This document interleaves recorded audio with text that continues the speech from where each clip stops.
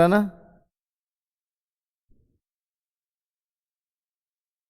अब जैसा भी हो पढ़ाने दो, अब जैसे भी इसको रिकॉर्ड कर लेना, रिकॉर्डिंग भी चालू कर दो और दोबारा से डाल देना, अपलोड कर देना, क्योंकि ऐसे तो रिदम ही नहीं बन पाएगा, है ना। ना इनको समझ आ पाएगा ना किसी और को।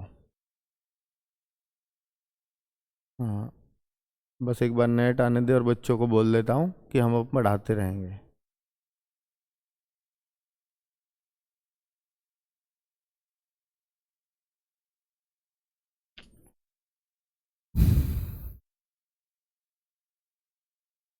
बच्चों ये क्लास मतलब जैसी बफ कर रही है, अब मैं कंटिन्यू ही पढ़ाऊंगा।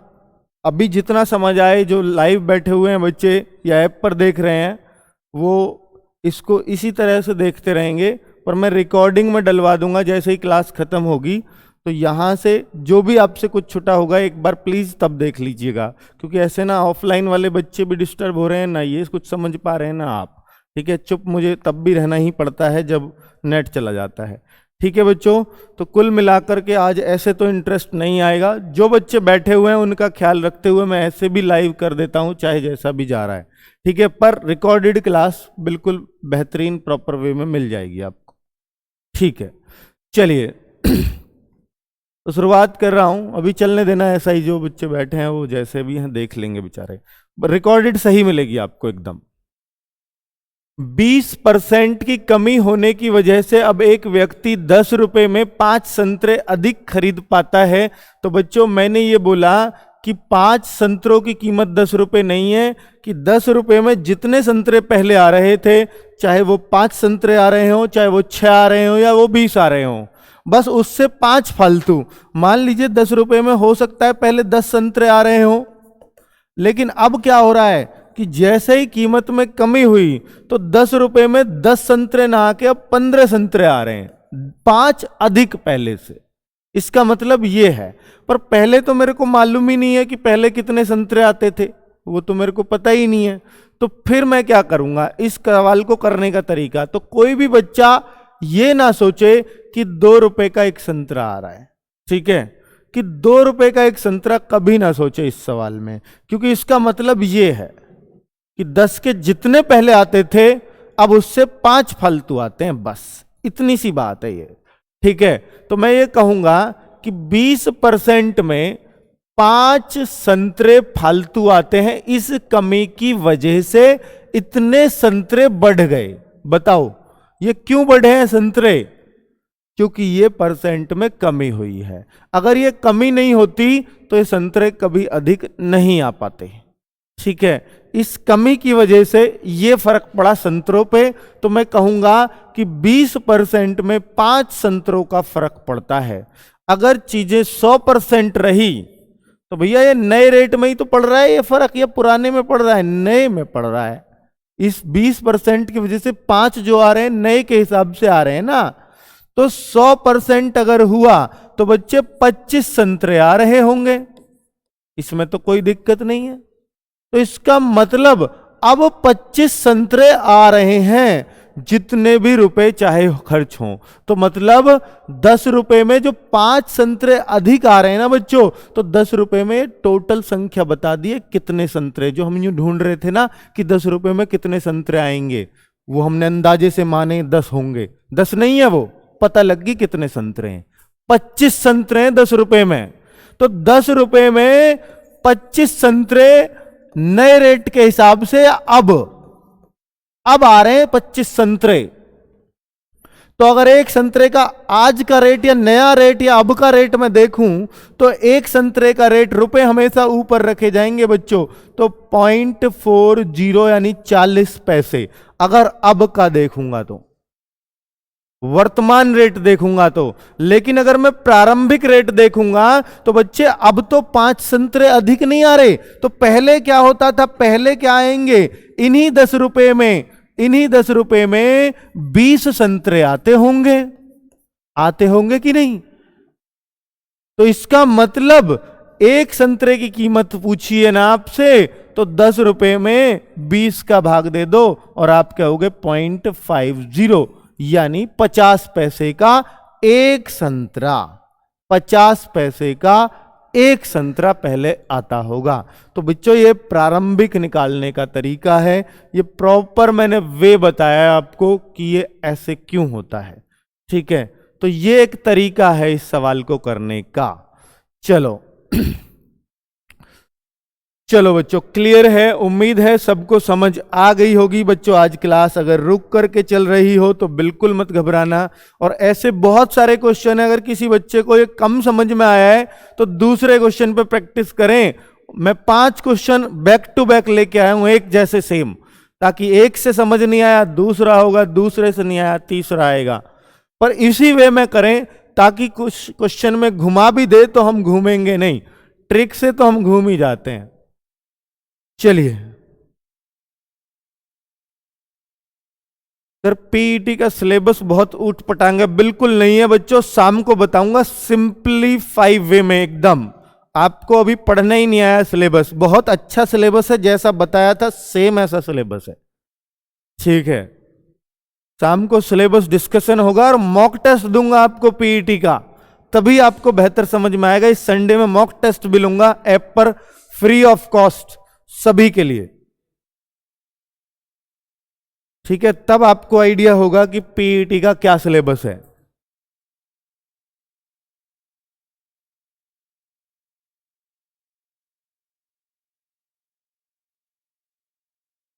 ये देखिए,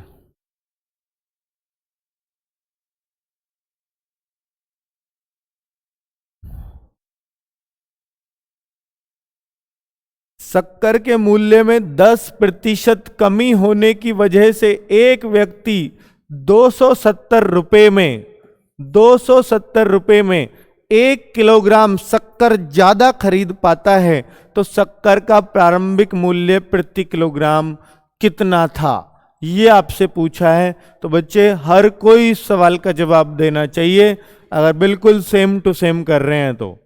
ठीक है, और नए तरीके से ही करें जैसा मैंने आपको बताया, बिल्कुल प्रॉपर वे है ये, अगर घुमा भी देगा तो हम घूमेंगे नहीं। ठीक है, 10% कमी होने की वजह से, बच्चों नया रेट आता है ये, 10% कमी होने की वजह से 270 रुपए में 1 किलोग्राम अधिक है, तो ये 10% की वजह से कितना फर्क पड़ा, 1 किलोग्राम का फर्क पड़ा कि नहीं, बताओ। 1 किलोग्राम क्यों बढ़ी, क्योंकि रेट में कमी आ गई, तो 10% का रेट गिर जाने से 1 किलोग्राम शक्कर बढ़ गई, बिल्कुल सही है। तो अगर मैं सीधा 100% निकालूं बच्चे, तो 100% में मैं कहूंगा कि 10 किलोग्राम शक्कर आएगी। इसका मतलब 100% क्या होता है, इतने रुपए में इतने किलोग्राम शक्कर। 100% है वो चीज जो हमें दी हुई है, तो यानी 270 रुपए में इतने किलोग्राम शक्कर मेरे को मिल गई। 270 रुपए में, ये नया रेट होता है हमेशा, घटा हुआ या बढ़ा हुआ बोलते हैं हम इसको। 270 रुपए में 10 किलोग्राम शक्कर आ गई भाई, 10 किलोग्राम शक्कर नए रेट के हिसाब से। लेकिन क्या आपसे नया ही पूछा है, नहीं, शक्कर का प्रारंभिक मूल्य प्रति किलोग्राम, अगर ये नया पूछे तो 27 रुपया किलोग्राम हो गया कि नहीं, नया। पुराना क्या था, ये तो कमी होने के बाद है इतना, पुराना क्या था, उसके लिए मैं क्या करूंगा, बस एक काम करूंगा बच्चे प्रारंभिक के लिए, कि ये 10 किलोग्राम अब आ रही है, 1 किलोग्राम ज्यादा मिल रही है शक्कर, तभी तो 10 किलोग्राम आई है, तो पहले कितने किलोग्राम शक्कर आती होगी, 9 किलोग्राम। तो भाई इन्हीं पैसों में पहले 9 किलोग्राम शक्कर आती होगी, 1 किलोग्राम का रेट पूछा है, तो भाई इससे आसान सवाल तो नहीं हो सकता। 30 रुपया पर केजी का रेट है पुराना, ये रहा उत्तर। तो ये बहुत ही आसानी से बच्चे समझ के भी हम बहुत आराम से इसको कर पाएंगे। ठीक है, कि ये कैसे हमने समझा है, उम्मीद है समझ में आ गया होगा। देखिए इतना सा काम करना है, मुंह जवानी उत्तर आ जाएगा, बिल्कुल कोई दिक्कत ही नहीं है। आगे बढ़ते हैं, और मैं एक सवाल लेता हूं ताकि और क्लैरिटी आए। ये वर्तमान पूछा इस बार, प्रारंभिक नहीं वर्तमान में ही, तो ये तो और आसान हो जाएगा। बस दर्जन वर्जन का थोड़ा सा ध्यान रखना, क्योंकि ट्रिक में हम अक्सर ये गड़बड़ कर जाते हैं जो यहां नहीं होगी।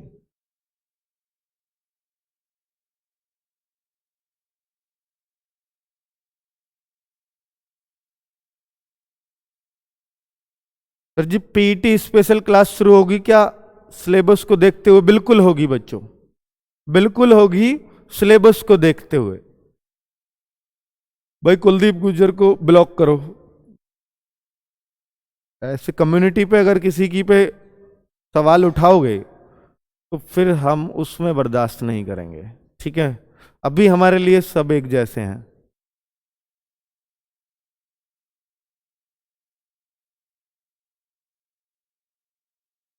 देखिए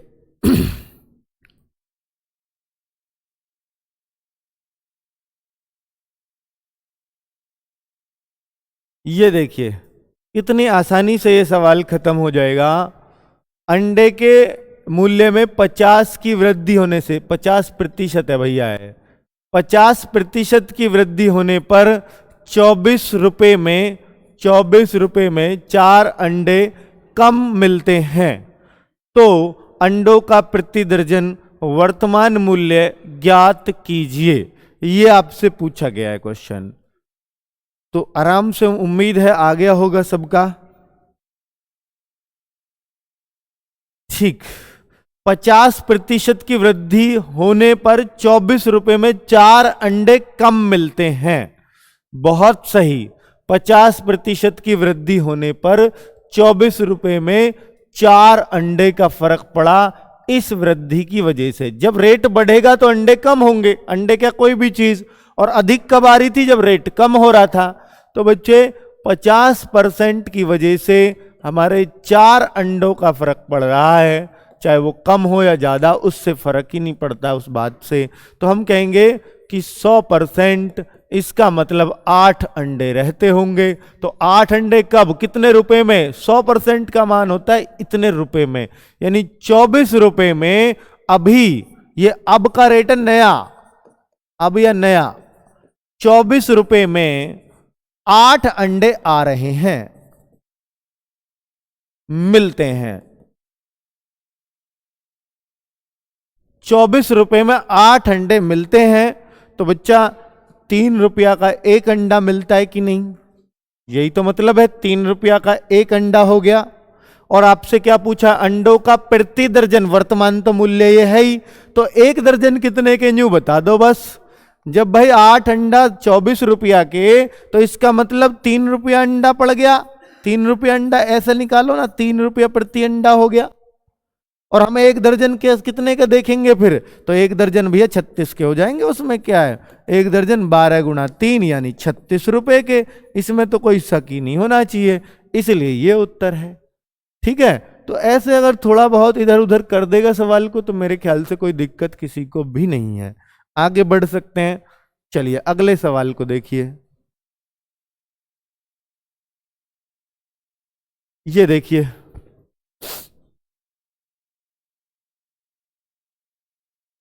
अभी आ रहा है क्या नेट? देखा?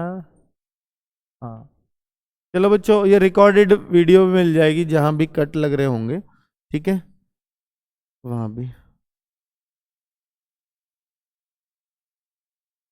मनोज महलावत भाई, मैं भूलता किसी चीज को भी नहीं हूं, चाहे सीएम हो या एडब्ल्यू हो, पर जब तक अपडेट नहीं होगा तब तक मैं नाम कैसे ले दूं उस चीज का? ठीक है, चलिए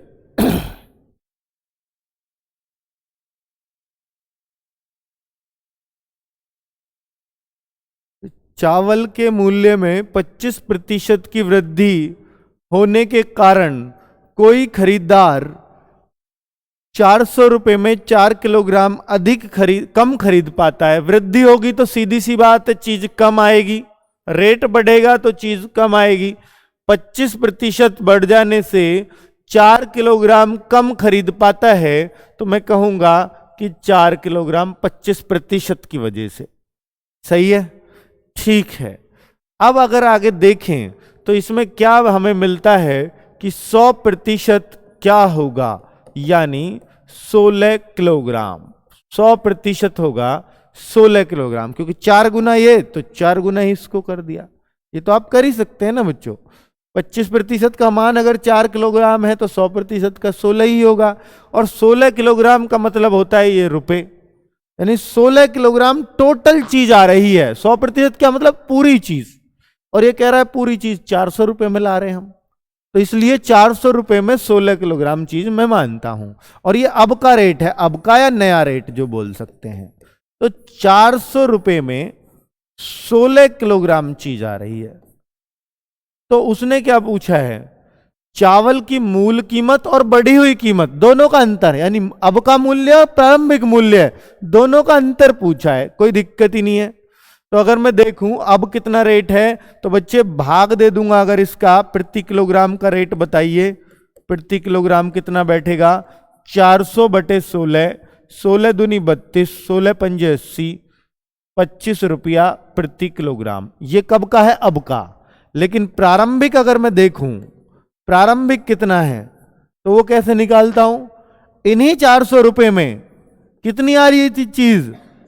भाई अभी 4 किलोग्राम कम आई है, अब तो 4 कम होके हुई है 16 किलोग्राम। पहले तो और 4 किलोग्राम ज्यादा रहती होगी, तो इसका मतलब 20 किलोग्राम चीज आती होगी। पहले तो आती होगी कि नहीं?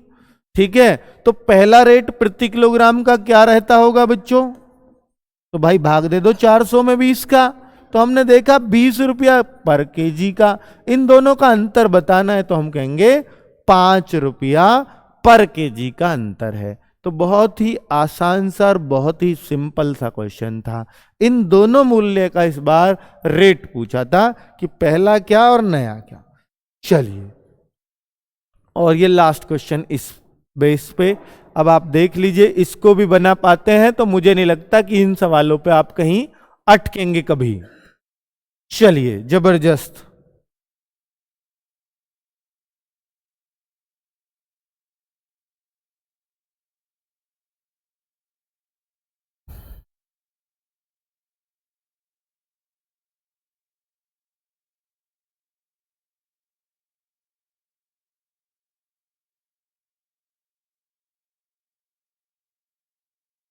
चलिए बच्चे, तो सेब के दामों में 20% की कमी होने की वजह से अब तक व्यक्ति 55 रुपए में 2 दर्जन सेब अधिक पाता है।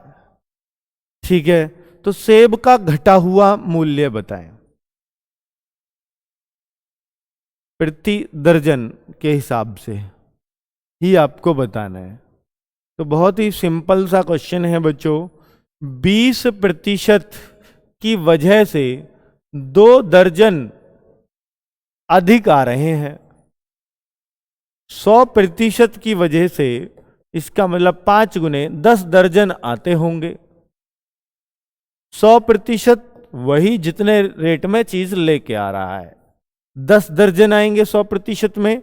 और चीज कितनी है? टोटल 55 रुपए की खरीदी गई है। इसका मतलब 55 रुपए में कितने दर्जन चीज आ रही है, वो ये 100% होता है।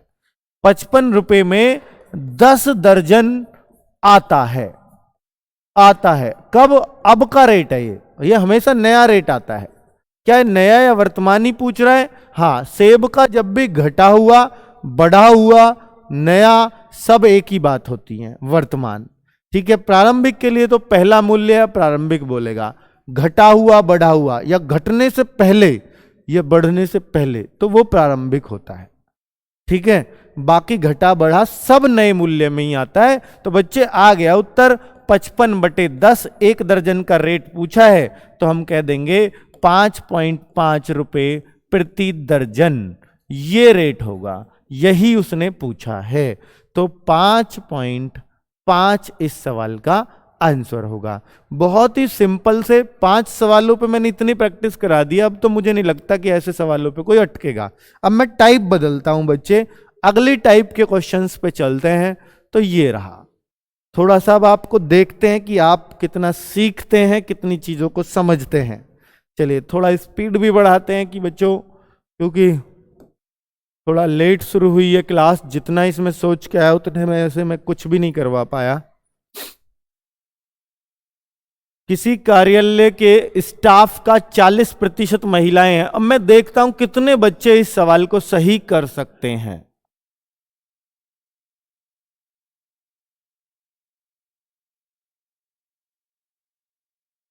कोई बच्चा इसको कर पाएगा क्या? प्रतिशत को जो बेहतर समझता होगा वो इस सवाल को कर देगा। 42, बहुत बढ़िया, सही है, बहुत जबरदस्त। मतलब ये सवाल आपको आना चाहिए, कहने का मतलब ये है।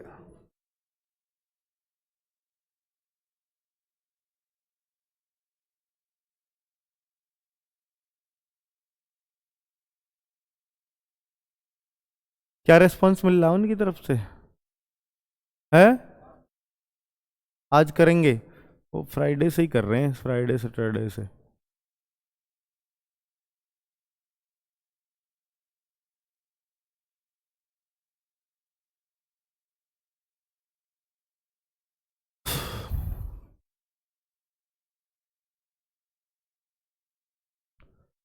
आज बिल्कुल भी मजा नहीं आ रहा, बिल्कुल नहीं आ रहा होगा सचिन भाई, क्योंकि आज की क्लास मैं सबसे पूरे मन से करवाने के लिए आया था कि बहुत बेहतरीन क्लास आज की होगी, अब तक की सभी क्लासेस में सबसे बेहतरीन होती। ठीक है, तो पर आज भी ये नेट का इशू है, इस वजह से ये समस्याएं आपके सामने आई। रिकॉर्डेड क्लास इसको देखोगे तो शायद आपको लगेगा कि हाँ वाकई में ये एक बेहतरीन क्लास है। ठीक है, तो एक तो शुरुआत थोड़ी सी लेट हो पाई, उसकी वजह से थोड़ा सा मजा किरकिरा हो गया, और आज की क्लास सबसे बेहतरीन मैं मानूंगा परसेंटेज में। किसी कार्यालय के स्टाफ का 40% महिलाएं हैं, 70% महिला स्टाफ तथा 50% पुरुष स्टाफ विवाहित है। तो बच्चे ये खुद सोच के देखो कि अगर 100% टोटल क्या स्टाफ है, स्टाफ समझना, इसमें महिला बोली उसने 40 है जी, 40% कह लीजिए या 40 ही कह दीजिए, और इसमें 40% महिलाएं हैं तो 60% पुरुष अपने आप कह दोगे कि नहीं? तो हम कहेंगे पुरुष, बचे कुचे पुरुष ही हैं, तो 60% पुरुष हो जाएंगे। 70% महिला स्टाफ तथा 50% पुरुष स्टाफ विवाहित है। 100 स्टाफ ही मानो, प्रतिशत मत मानो। अब मैं 40, देखिए प्रतिशत मत मानो, इनमें कोई जरूरत नहीं पड़ेगी कि आप प्रतिशत मानो, 100 लोग ही मान लो स्टाफ में, बेहतर होगा, अब अच्छे से समझ पाओगे। ठीक है, चलिए, तो अब मैं ये देखूं कि 40 महिलाएं हैं टोटल, 60 पुरुष हैं, 70% महिला स्टाफ, 40 का 70% होता है 28 महिलाएं विवाहित। भाई विवाहित में अगर देखूं 28 विवाहित और अविवाहित 12 होंगी कि नहीं बताइए? सही है, कोई दिक्कत यहां तक? ये 28 कहां से आया? बोला है उसने जितनी महिलाएं उसका 70%, तो 40 का 70% निकाल देना, ये 28 ही आएगा। फिर उसने क्या बोला? इस पुरुष स्टाफ में 50% विवाहित है, इसका मतलब 30 पुरुष विवाहित हो गए कि नहीं, और 30 पुरुष अविवाहित भी होंगे। तो पूछा क्या है? कार्यालय में अविवाहित स्टाफ का प्रतिशत बताओ, तो अविवाहित स्टाफ कार्यालय में टोटल कितना हो गया? 12 + 30, और बटे कितने स्टाफ में से हो रहा है? 100 में से हो रहा है, टोटल स्टाफ में से पूछा है ना, और गुणा 100 तो करूंगा ही। 100 मानने का यही फायदा होता है कि वो पूरा कट जाता है, और जो ये आ रहा होता है यही उत्तर होता है। तो 42% मैं इसको सीधा सीधा कह सकता हूं, कितने आराम से। चलिए, उम्मीद है सबको समझ आ गया होगा बहुत ही आसानी से।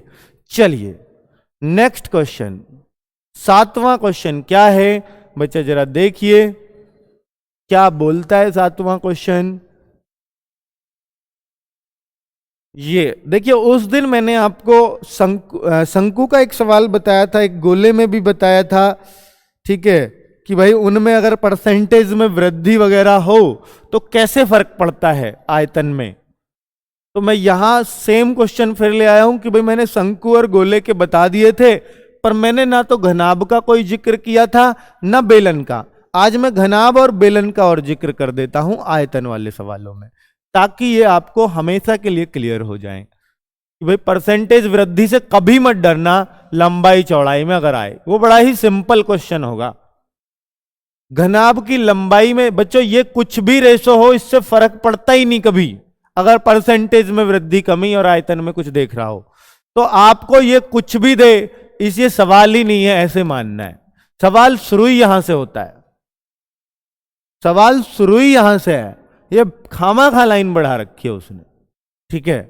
तो यदि घनाभ की लंबाई चौड़ाई तथा ऊंचाई में 100%, 200% तथा 200% की वृद्धि की जाए तो इसके आयतन में कितने प्रतिशत की वृद्धि होगी?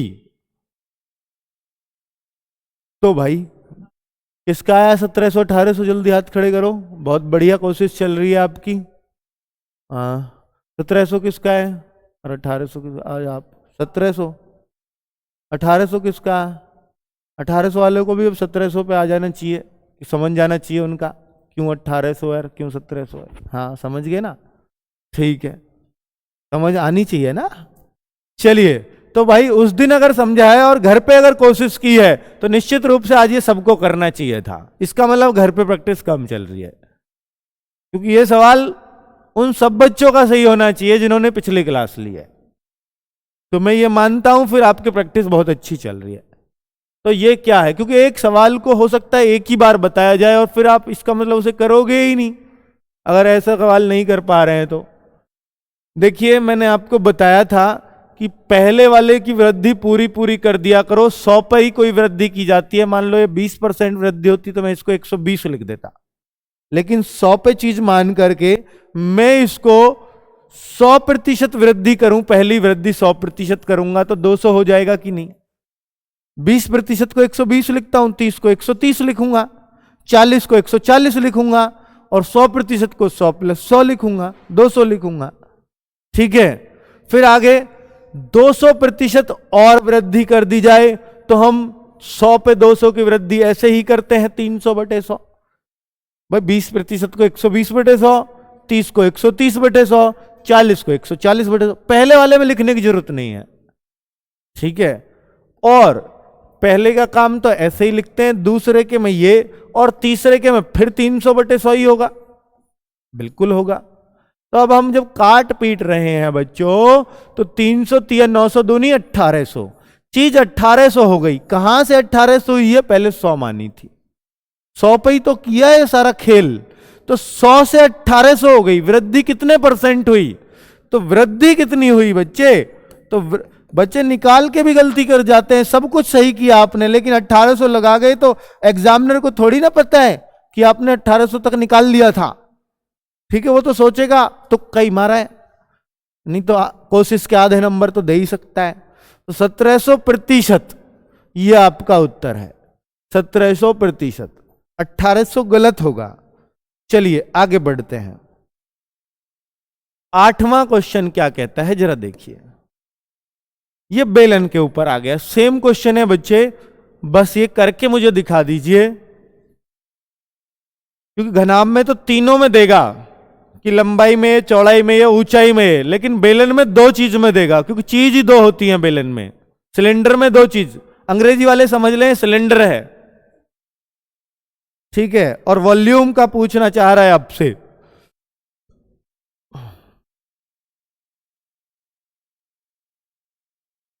तो आपको फॉर्मूला पता होना चाहिए आयतन का। कभी भी जब भी कर रहे हैं तो बस एक फॉर्मूला ध्यान रख लो, पाई की जरूरत ही नहीं है। तो जो आर में काम हो रहा है वो 2 बार करना है, बस ये पता लग गया। जैसे घनाभ में लंबाई, चौड़ाई, ऊंचाई तीनों में करना है तो यहां भी तीनों में करना है, बस आर में यानी त्रिज्या में 2 बार करना है, बस इतनी सी बात है। त्रिज्या वाला काम 2 बार कर देना। तो अब बच्चों अब आप कहो कि ऊंचाई का काम पहले ही कर लेते हैं, पहले ऊंचाई का ही निपटा लें जी, तो पहले ऊंचाई का निपटा लो, 150 कर लो, चलो। अब त्रिज्या का कर लेंगे 2 बार, उसमें भी तो 50-50% ही है, उसमें कौन सी नई बात है। ओ सॉरी, हाँ, ऊंचाई का तो हमने सही किया, लेकिन त्रिज्या में उसने क्या कर दिया, गोलमाल कर दिया। 50% की कमी है, तो तो 50/100। ये जरूरी नहीं है कि आप ऊंचाई का बाद में ही लिखो, शुरू में भी लिख सकते हो, गुणा में तो आप कहीं भी कर लो, क्या फर्क पड़ता है।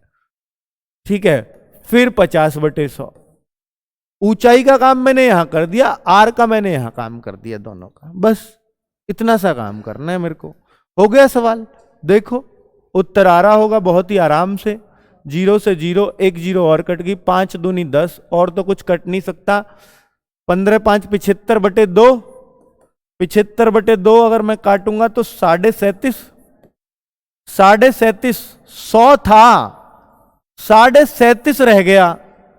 कमी हुई, कितनी कमी हुई? 62.5% कमी। 100 से चीज इतनी रह गई। पिछले में 100 से 1800 हुई थी, तो मैंने कहा 1700 बढ़ा। अब यहां 100 से चीज कितनी हो गई? 37.5 हो गई, तो कमी हुई। कितनी कमी हुई? इतनी हुई, इसलिए उत्तर ये है। चलिए, अच्छा, आपको ना व्यास दे, परिधि दे, त्रिज्या दे, बात एक ही होती है, क्योंकि जब व्यास होगा तो 2r होता है, परिधि होती है तो 2πr होता है। ये दोनों तो कांस्टेंट ही रहेंगे और ये हमेशा 2 कांस्टेंट रहेगा। काम जो हो रहा होगा वो तब भी r में ही हो रहा होगा, इसलिए। ठीक है, तो इसलिए व्यास आए, परिधि आए, त्रिज्या आए, समझ लो जो काम वो त्रिज्या में ही हो रहा है हर हाल में। ठीक है, चलिए नेक्स्ट क्वेश्चन क्या बोलता है। जो बच्चे लाइव हैं अभी भी, जबरदस्त उनका हौसला है, लगातार छोड़ना नहीं चाह रहे क्लास को। अब भी 500 से ज्यादा बच्चे लाइव बैठे हैं और समझ नहीं आया एक कैसे आया, 25 आया। पीछे चल रहे हैं रेखा चौधरी शायद आप, बहुत है ना। और मैं आपका हौसला समझ सकता हूं कि आप लगातार लाइव हैं और क्लास बहुत ज़्यादा डिस्टर्ब है आज की। तो बच्चे आपसे रिक्वेस्ट करूंगा, जिनको भी कम समझ में आ रहा है, आज की क्लास सबसे आसान है और सबसे अच्छी है, सबसे अच्छे क्वेश्चन है आज के, ठीक है, अब तक के में। तो आपसे कहूंगा कि आप रिकॉर्डेड क्लास जरूर देखना, क्योंकि रिकॉर्डेड में कोई ऐसा ब्रेक नहीं होगा। चलिए, बहुत बढ़िया। ये क्वेश्चन भाई देखिए सिंपल सा ही है और आपको कर देना चाहिए। और ये टाइप बदल गई है अब, मतलब यहां से मैं कहूंगा कि ये न्यू टाइप के क्वेश्चंस शुरू होने जा रहे हैं। ठीक है,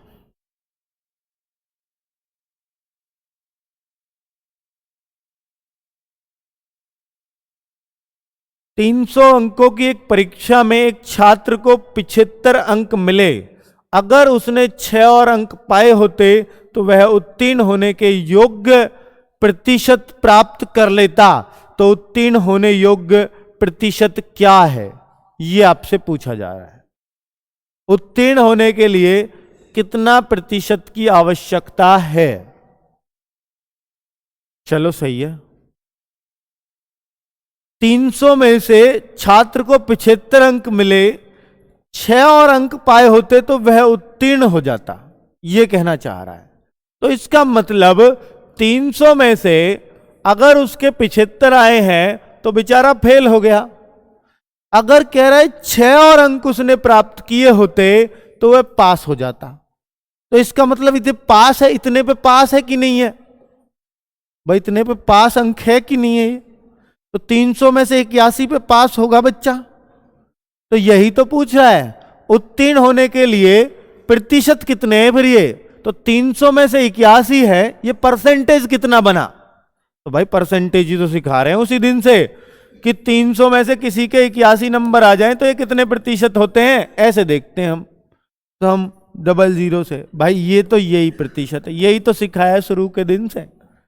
27% पे पास है, इसका मतलब जरूरी नहीं कि हर जगह 33% पे ही पास हो, 27 पे भी पास कर दिया। ठीक है, चलिए, तो पास अंक निकालना बड़ा ही आसान है। यह देखिए,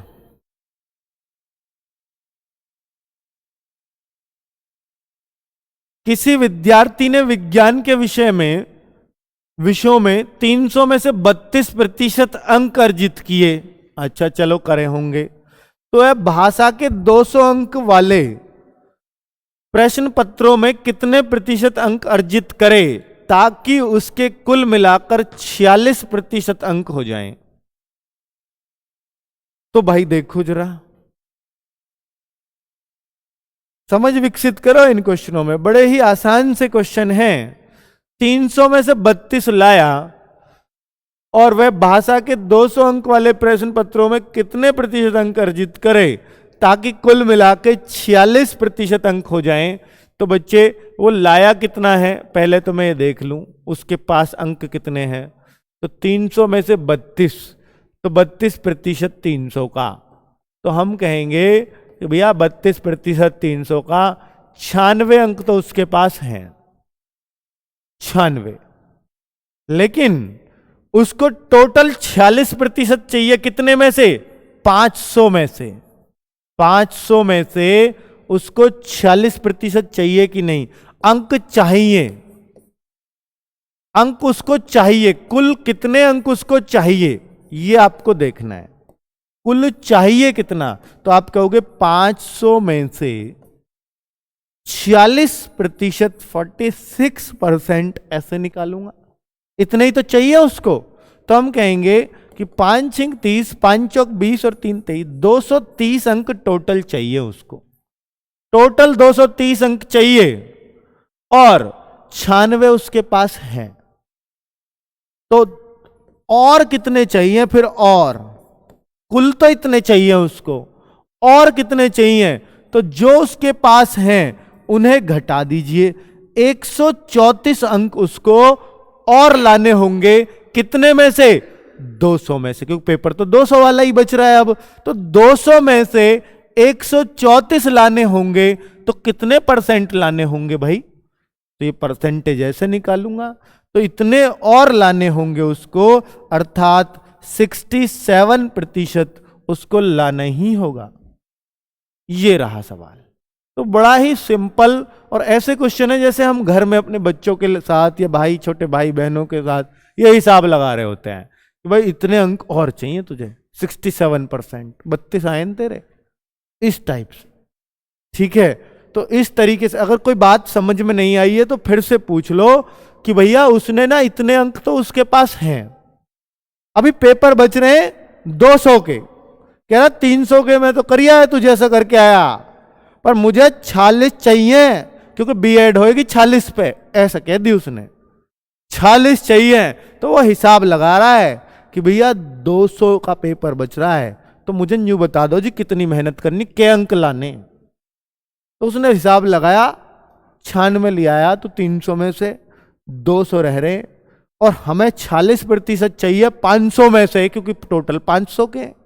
तो 500 में से 46%, इसका मतलब 230 अंक लाने होंगे आपको, और जब 230 लाने होंगे 96 तेरे आ गए, तो इसका मतलब तुझे अभी 134 अंक की और जरूरत है। कितने में से? 200 में से।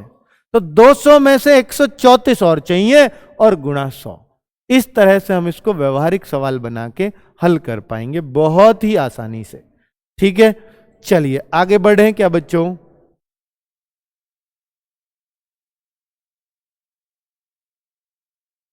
सर नया क्वेश्चन करने में 3 मिनट लगता है, टाइम कैसे कम हो?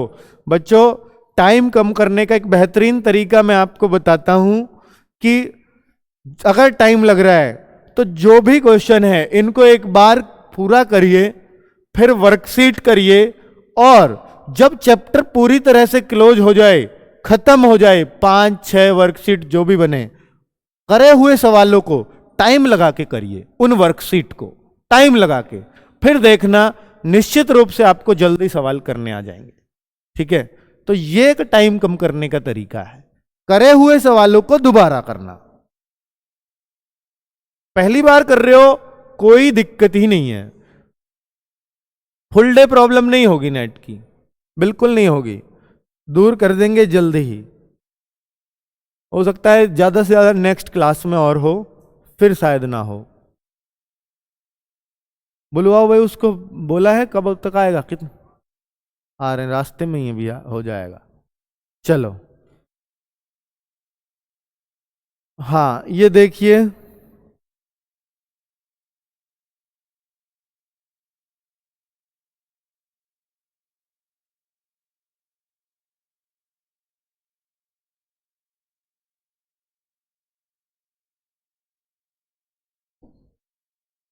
ये लीजिए,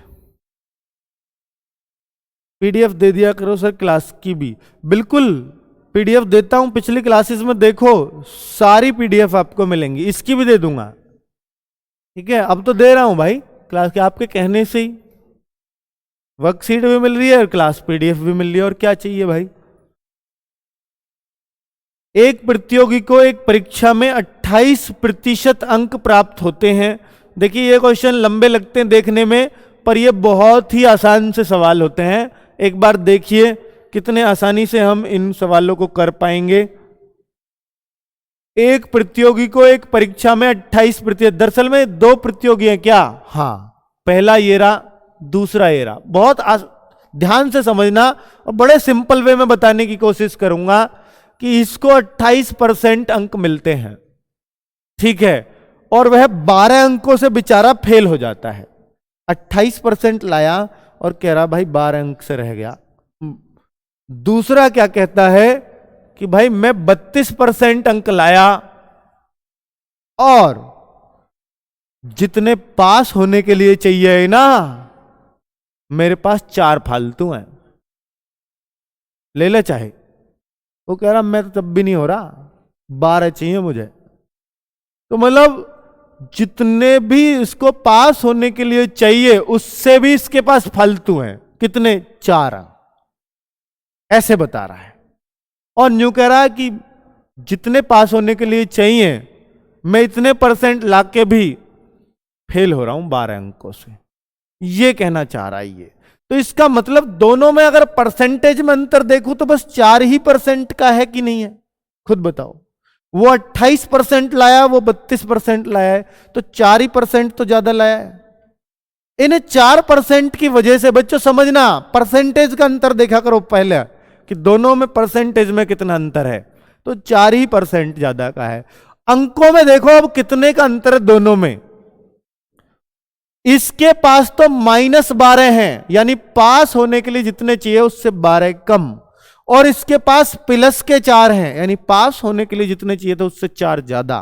तो -12 और 4 में अंतर कितने का होता है बताइए खुद। -12 में और 4 में अंतर क्या -8 का होता है? नहीं।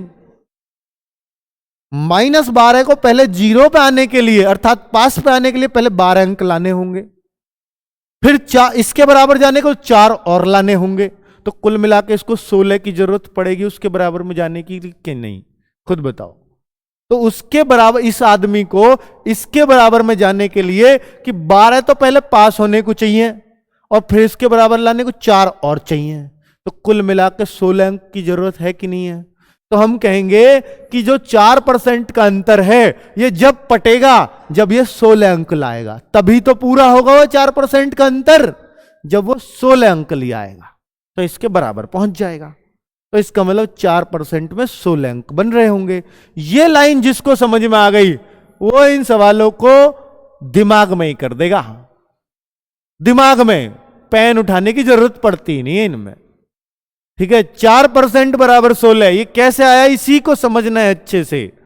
4% बराबर 16, तो बच्चे 1% बराबर 16/4 और 100% बराबर क्या होता है? 16/4 गुणा 100। तो हम कहेंगे कि भैया 400 अंक। 400 अंक ये क्या है? 100% यानी पूर्णांक। कोई आपसे पूछे कि अंक कितने में से दिए गए हैं तो 400 में से दिए गए हैं, ये पूर्णांक आया है। क्या पूर्णांक ही हमसे पूछा है? नहीं। परीक्षा का उत्तीर्णांक ज्ञात कीजिए, उत्तीर्ण कितने पर हुआ है ये ज्ञात कीजिए, तो अंक पूछा है। तो बच्चे हम ये कहेंगे कि भैया ये जो आदमी है ना, या तो इससे निकालो या इससे निकालो उत्तीर्णांक। ये जो आदमी है ये 400 का 28% लाया है, 400 में से ही तो लाया 28%, तो हम कहेंगे 112 अंक लाया है। लाया है कि नहीं? लेकिन फेल भी तो है। कितने से? अगर 12 और लिया था तो क्या ये पास अंक है या नहीं है, जो बता दो बस मुझे। ये पास अंक है कि नहीं है? 112 तो इसके आए हैं लेकिन 12 से फेल भी हुआ है, तो 124 अगर अंक हो तो ये पास अंक है कि नहीं है? बिल्कुल 124 आप अपना उत्तर इस सवाल में लगा देंगे कि 124 पे पास होगा। आप चाहे तो इससे भी कर सकते हैं। ये कितने लाया? 400 में से 32%। देखो इससे भी कैसे आएगा 124? तो हम कहेंगे 4 दूनी 8, 4 चौके 16, 168 अंक लाया है ये। कितना? 128। 128 अंक लाया है ये 128। लेकिन पास होने से कितने ज्यादा है मेरे पास? बोल रहा है 128 में मेरे पास 4 ज्यादा भैया। किससे? पास होने से। तो पास कितने पे हुआ फिर? 124। 4 कम कर दो तब भी 124 ही आएगा। तो आप चाहे कोई से भी निकाल लो, पास अंक दोनों से ही आ जाएंगे बड़े ही आराम से। कोई डाउट हो तो बच्चों बताओ, कि किसी भी तरह का कोई भी डाउट हो। चलो आगे बढ़ सकते हैं। नेक्स्ट क्वेश्चन बच्चों देखिए जरा। ये बिल्कुल मुंह जवानी वाले सवाल हैं।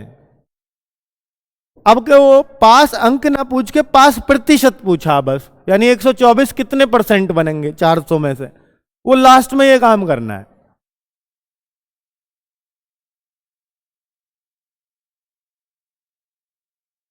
बिल्कुल सेम टू सेम क्वेश्चन। एक विद्यार्थी ये रहा, दूसरा ये रहा। एक क्या है 20% और दूसरे क्या है कितने आए 30%।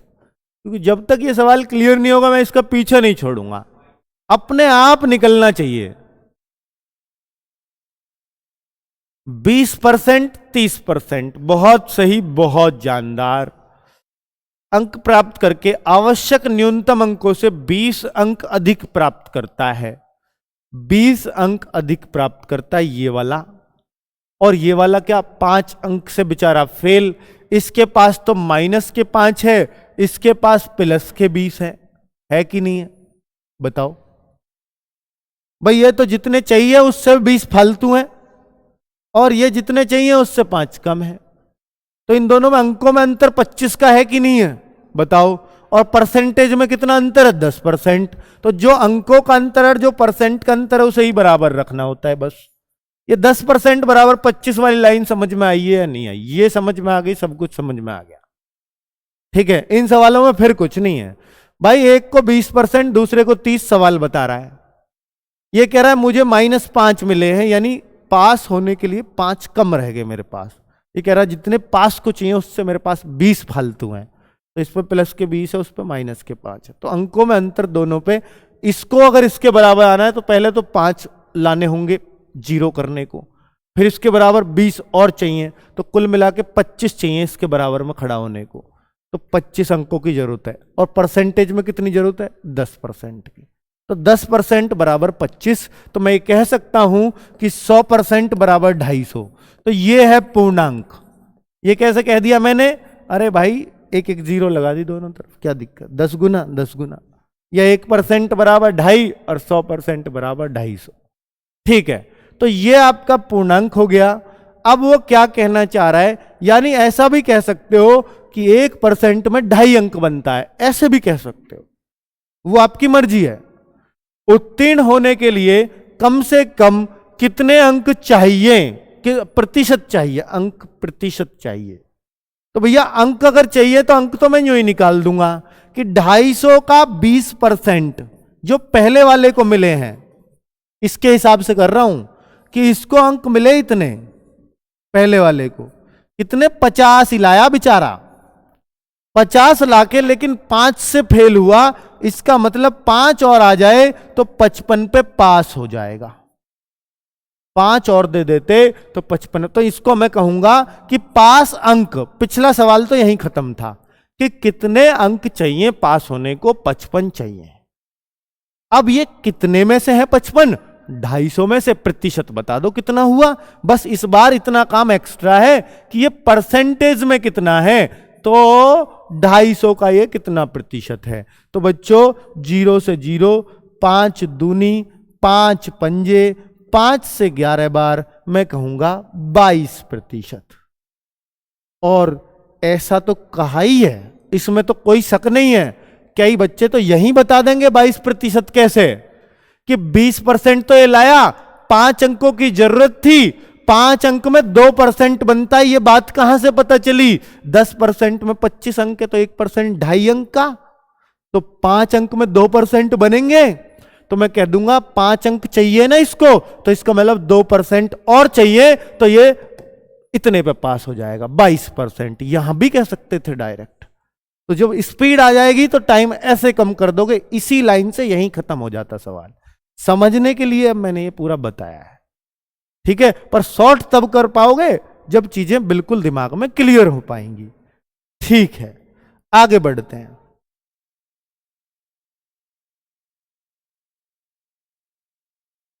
ये क्वेश्चन देखिए बच्चे, अब तो आपको कर ही देना चाहिए, अब हर बच्चे का होना चाहिए। देखो ये इस टाइप का अंतिम सवाल है, मैं इसी टाइप के सब तरह के लिए आया हूं, चाहे जैसे भी पूछा जाए।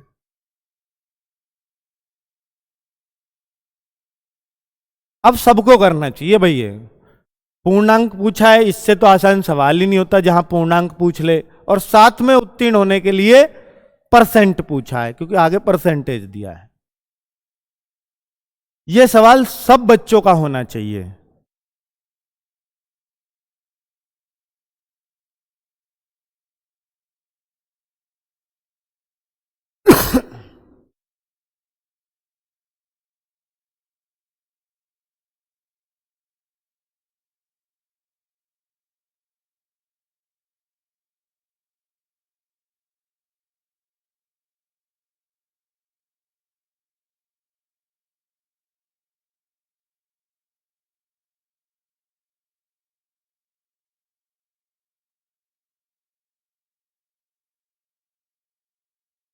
कौन सा ऑप्शन? पहला ही ऑप्शन, बहुत बढ़िया।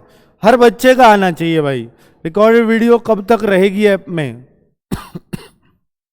आज की पूछ रहे हो या अब तक टोटल ये वीडियो?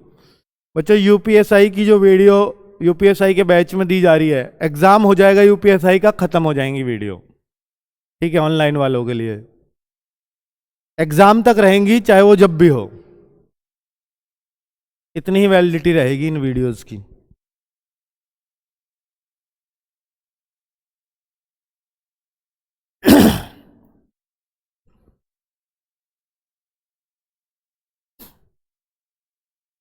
देखिए हर बच्चे को करना चाहिए। देखो मैं तो ये कहूंगा कि भाई जब मैंने समझाया है तो ये एक एक बच्चे का आना चाहिए, और आपका लेवल इतना आसान भी नहीं है कि भाई ये सवाल भी आपसे नहीं होंगे, ठीक है, इतना समझाने के बाद भी। तो एक प्रतियोगी 30% अंक लाया, 15 अंकों से फेल हो गया। दूसरा 40% लेके आया, वो 46 लेके आया। इसके ये तो 15 अंकों से फेल है, -15 है, और ये कितना, ये लाया 33 अधिक, प्लस के 33 है इस पे, दोनों का अंतर जोड़ना ही पड़ेगा, 48 का अंतर है दोनों में अंकों में, और परसेंटेज में दोनों में कितने का है? 16% बराबर 48। ये कर लेते हो भैया? नहीं, ये तो बहुत ही आसानी से कर लोगे ना। तो 1% 3 अंक का हो गया, ऐसे ही कह दूं, 1% बराबर 3 अंक हो गए साफ साफ। 100% बराबर कितना हो गया? 300 अंक हो गए। पूर्णांक तो ये मिल गया, पूर्णांक, खत्म कहानी पूर्णांक की। तो पूर्णांक पूछा है तो 300 तो यही आ गया। और अब हमें क्या पूछा है? कितने पास होने के लिए परसेंटेज कितना चाहिए? तो बच्चे 30%, तो ये रहा, पर ये पास थोड़ी है। अभी इसमें कितने परसेंट और चाहिए? 15 अंक और चाहिए। तो 15 अंक में कितने परसेंट बनेंगे? 3 अंक का 1% है, तो 15 अंक में 5% बनेंगे कि नहीं? तो 5% और चाहिए, इसका मतलब 35% पे पास होगा कि नहीं? सीधा यहीं से निकाल दो, कुछ जरूरत ही नहीं है कुछ और करने की, ठीक है भाई। 30% तो इसके पास है, 15 अंक और चाहिए। 15 अंक का मतलब कितने परसेंट? 5%, क्योंकि 3 अंक का 1% है, ये हमें पता चल ही गया। आप चाहो तो इससे भी कर सकते हो कि 40%, पर इसके पास कुछ फालतू परसेंट है पास होने से, तो उन परसेंटेज को घटा दो जो फालतू हैं। कितने? 33 अंक में कितने परसेंट बनेंगे? 11%, तो 11% घटा दो तो क्या आएगा? अब भी 35 आएगा कि नहीं आएगा? खुद बताओ। तो आप ऐसे भी कर सकते हो, कोई से भी कर दो, 35% पे ही पास है हर हाल में। तो बच्चे ए ऑप्शन एकदम करेक्ट है। अब ये सवाल आपके बिल्कुल भी गलत नहीं होने चाहिए, और ये आज का एक दो सवाल 15वां और करवाऊंगा बस, इसके बाद थे तो आज 27 सवाल, पर कोई बात नहीं।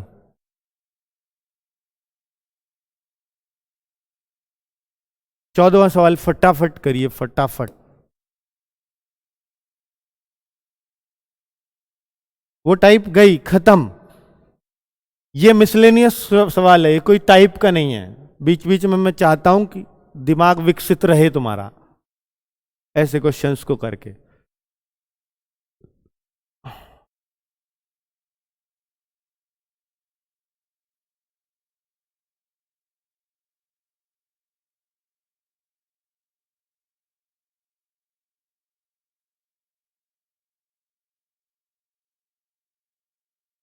पीडीएफ प्रोवाइड करा दूंगा बिल्कुल रेखा, और ये करा रहा हूं पिछले सारी वीडियोस से, सबकी मिल रही है, इसकी भी मिलेगी।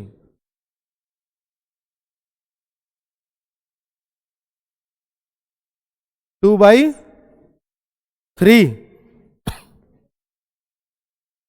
1/3 कैसे करोगे?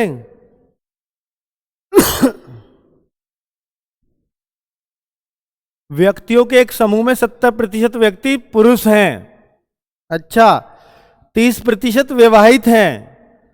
तो भाई व्यक्तियों के एक समूह में 100% लोग हैं, 70 अगर पुरुष हो गए, मैन हो गए, तो 30 वोमेन हो जाएंगी।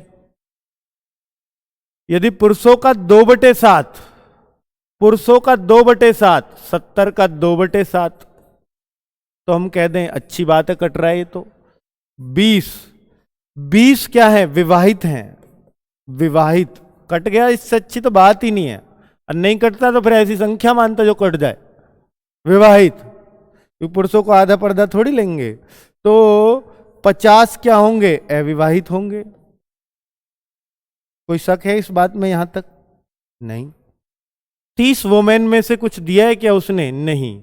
महिला, पुरुषों का 2/7 भाग विवाहित है, तो महिलाओं का कितना भाग अविवाहित है? क्या महिलाओं के बारे में बताया है कुछ? क्या?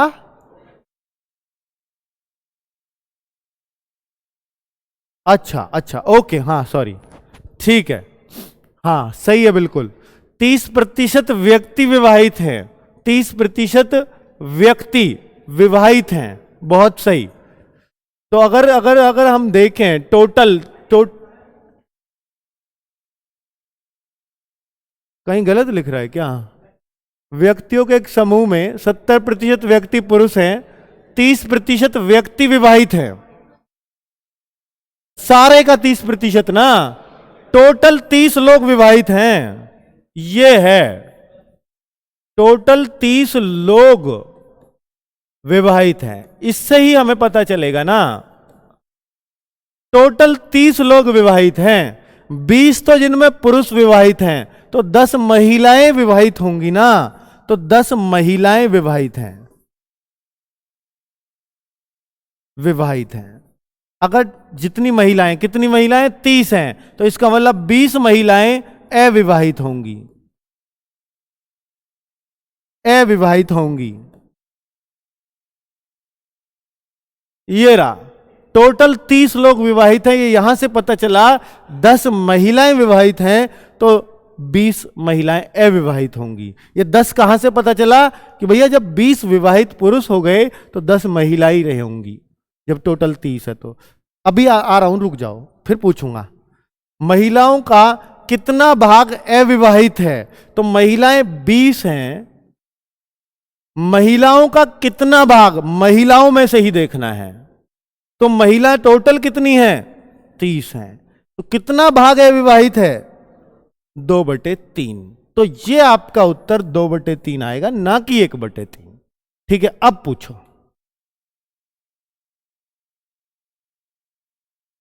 बराबर? अरे उनसे शादी थोड़ी हुई, वो दूसरे इनसे हुई होगी, जरूरी है इनके पति यही हो? जो कहना चाह रहा 20 विवाहित हैं, तो इनकी शादी भी तो महिला है तो सही, हाँ ग्रुप में। ये कहना चाह रहे हो कि इनसे ही शादी करवाओ? अरे जरूरी है यार, क्या धरती पे 100 ही लोग हैं? तो हमने 100 ही तो माने, वो अलग है विवाहित, उनके जोड़े अलग हैं। ठीक है, तो इनसे ही शादी मत करवाओ। चलो चलो चलो, ये है। तो लास्ट क्वेश्चन और ले लेते हैं। वो कहना सही है, वो हिसाब लगा रहा होगा कि यार 20 आदमी विवाहित हैं और 10 औरत विवाहित हैं, फिर बाकी 10 किससे विवाहित हैं? यही तो हिसाब लगा रहा है ना। हाँ, देख लो क्या, मतलब वो हिसाब की जरूरत नहीं है तुम्हें।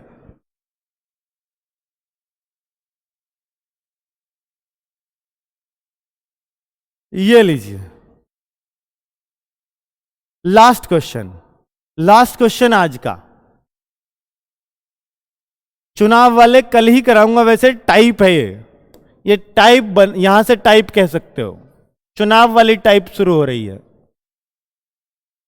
चुनाव वाली टाइप शुरू हो चुकी है। इस पे जितने भी बड़े से बड़े वोट अवैध घोषित होते हैं, ये होते हैं, वोट डालने नहीं जाते लोग, वो सारी चीजें बच्चे हम कल ही भी देखेंगे। ठीक है, तो आज ये पहला क्वेश्चन है, जस्ट आसान सा। तो 15 क्वेश्चन तक आपको पीडीएफ भी मिल जाएगी और वर्कशीट मिल जाएगी। ठीक है, चलो नीरज पाठक भाई, कौन सा समझ में नहीं आया वो मुझे बता देते तो बेहतर होता।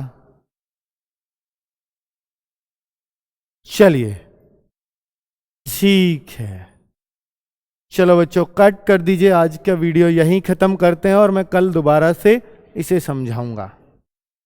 ठीक है।